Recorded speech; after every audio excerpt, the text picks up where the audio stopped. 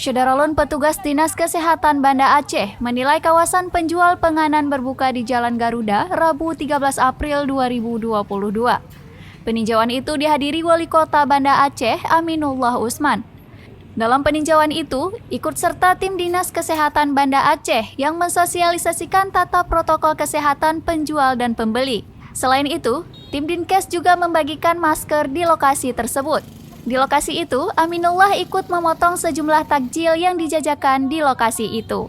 Menjaga aman yaitu Istilahnya nih tempat jualan untuk berbuka puasa di lorong Garuda ya, Jalan Garuda Lama. Kita berharap penjual maupun pembeli ini tetap patuh dengan protokol kesehatan. Pertama sekali pakai masker ya, karena kita ini berada pada level 1. Ini harus kita pertahankan, kita mau lebaran nih, mau bebas saja lebaran.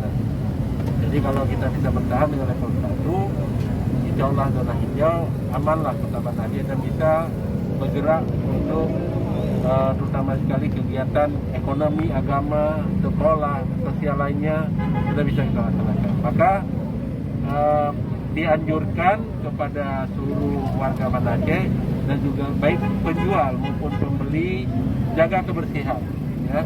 Bagi penjual juga jaga kebersihan sehingga makanannya tidak diragukan. Dari Banda Aceh, Muhammad Nasir, Serambi On TV.